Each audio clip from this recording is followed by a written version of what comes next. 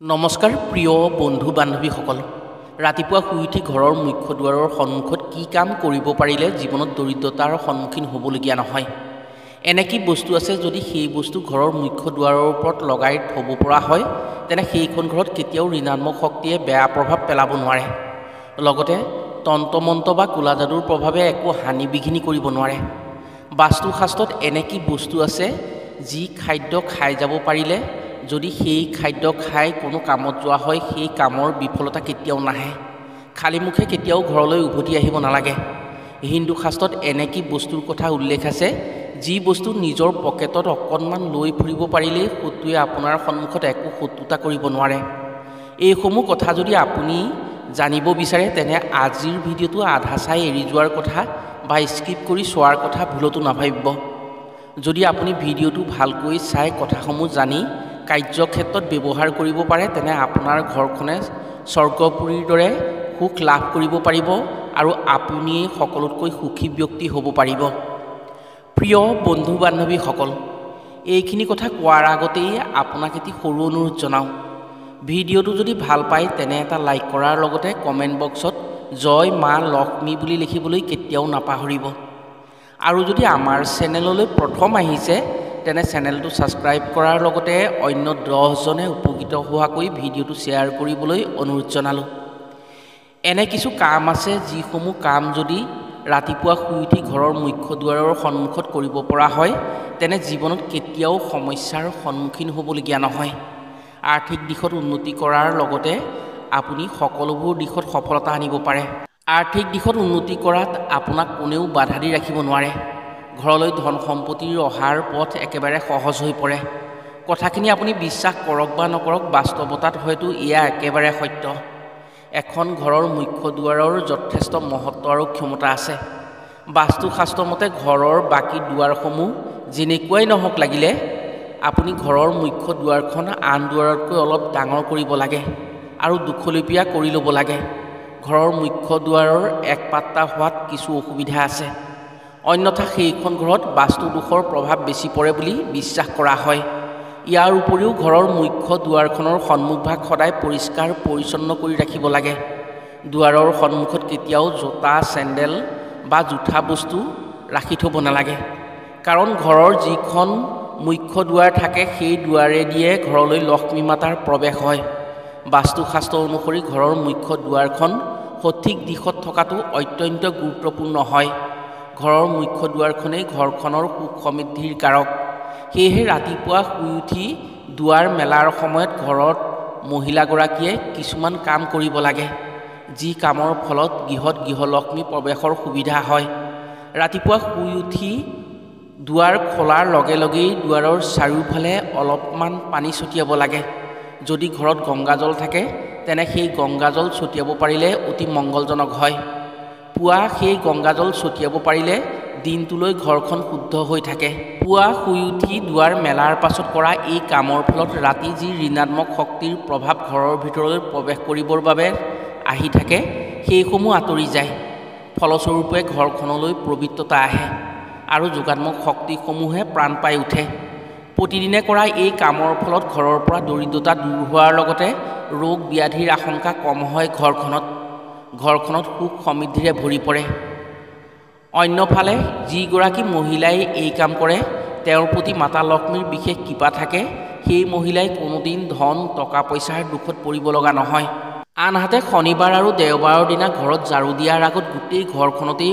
অলপ অলপ পানী ছটিয়াই ল'ব লাগে আপোনাৰ ঘৰত প্ৰতিদিনেই ঝাৰু দিয়ে যদিও শনি আৰু দেওবাৰৰ দিনা ঝাৰু দিয়াৰ আগত ঘৰৰ প্ৰতিটো কোঠাত প্ৰতিটো স্থানত পানী ছটিয়াই ল'ব পাৰিলে ঘৰখনত সুখ সমৃদ্ধিৰ কোনোদিনেই নকমে সদায় সুখ সমৃদ্ধিৰে বিৰাজ কৰে সেইখন ঘৰত প্ৰথমে পানী ছটিয়াইহে শনি আৰু দেওবাৰে ঘৰত ঝাৰু দিব লাগে বাস্তুশাস্ত্ৰ অনুসৰি শনি আৰু দেওবাৰে এই কাম কৰিব পাৰিলে শত্ৰুৱে কৰা অপকৰ্মৰ পৰা সদায় ঘৰখন সুৰক্ষিত হৈ থাকে যদি কোনোবাই আপোনাৰ ঘৰখনক অন্যায় কৰি সুখ শান্তিত ব্যাঘাত আনিবৰ বাবে কলা যাদু বা তন্ত্ৰমন্ত্ৰ কৰি ৰাখিছিল শনি আৰু দেওবাৰে কৰা এই কামৰ ফলত সেই তন্ত্ৰমন্ত্ৰ বা কোলা যাদুৰ প্ৰভাৱ একেবাৰে নষ্ট হৈ পৰিব যি এনে কুকৰ্ম কৰি আপোনাৰ ঘৰখনলৈ বেয়া ভাৱ বেয়া চিন্তা কৰিছিল তেওঁৰ ওচৰলৈ সেইসমূহৰ প্ৰভাৱ ঘূৰি গৈ তেওঁকহে অনিষ্ট কৰিব আপোনাৰ ঘৰখনত যোগাত্মক শক্তিৰ প্ৰভাৱ বৃদ্ধি হৈ মা লক্ষ্মীৰ বাস হ'ব।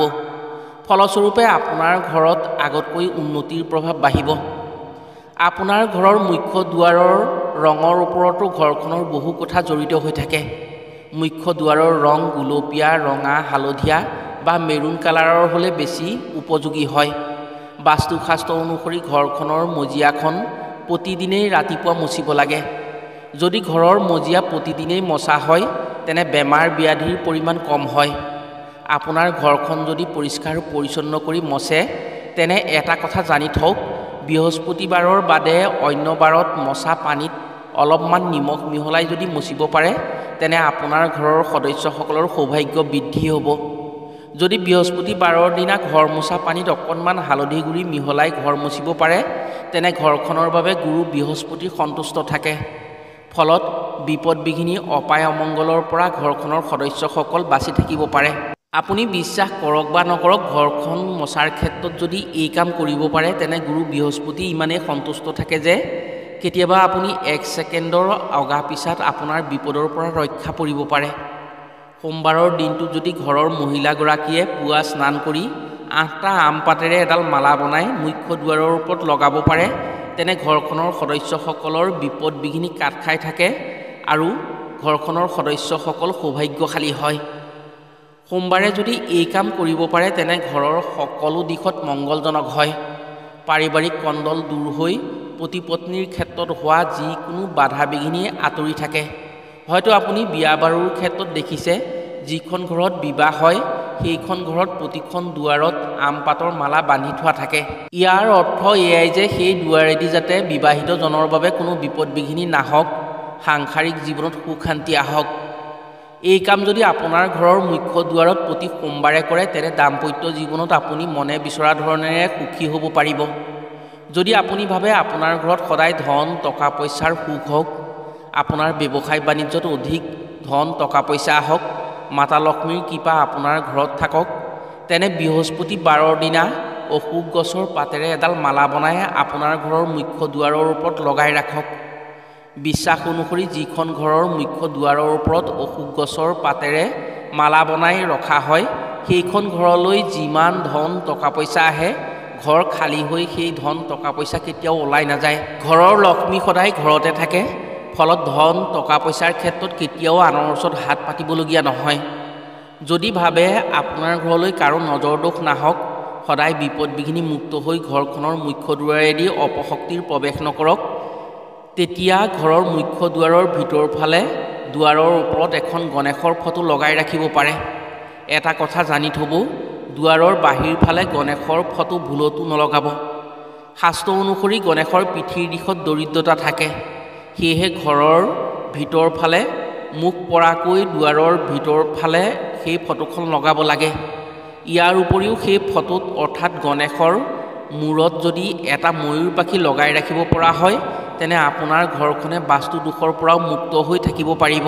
আপুনি যেতিয়া ধন টকা পইচাৰ ক্ষেত্ৰত ঘৰৰ পৰা ওলাই যায় তেতিয়া যদি আপুনি আপোনাৰ ঘৰৰ ৰান্ধনি ঘৰৰ চাউলৰ বাচনৰ পৰা এটা চাউল নিজৰ মুখত লৈ যাব পাৰে তেনে সেইদিনা আপুনি খালী হাতে কেতিয়াও ঘূৰি আহিব নালাগে।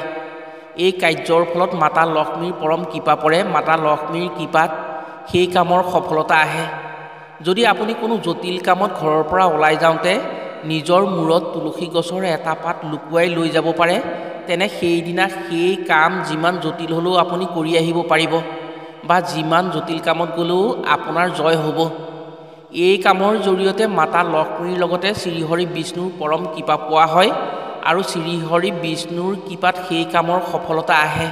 যদি ঘৰৰ মুখ্য দুৱাৰৰ ওপৰৰ চৌকাঠত চাউল আৰু হালধিৰ গুড়িৰে তেল বা ঘিউৰ লগত এটা প্ৰেছ বনাই ওম বুলি মধ্য অংশত লিখি ৰখা হয় তেনে কোনো অপশক্তিৰ ভূত প্ৰেত বিৰাট যোগুনী আদিৰ শক্তিয়ে আপোনাৰ ঘৰত প্ৰৱেশ কৰিব নোৱাৰে।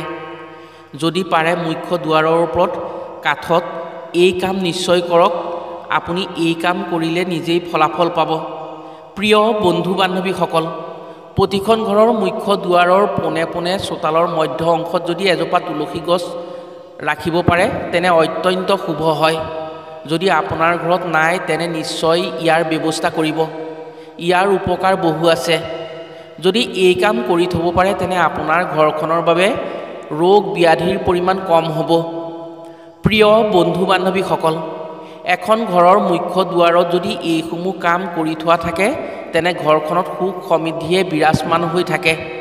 আশা কৰিছোঁ নিজৰ ঘৰত এই কামসমূহ কৰি নিশ্চয় উপকৃত হ'ব পাৰিব। আজিলৈ ভিডিঅ'টো ইমানতে সামৰিছোঁ। পুনৰ অন্য এটি ভিডিঅ'ত লগ পোৱাৰ আশাৰে আজিলৈ আহোঁ। সকলো ভালে থাকক, সুস্থ থাকক। ধন্যবাদ।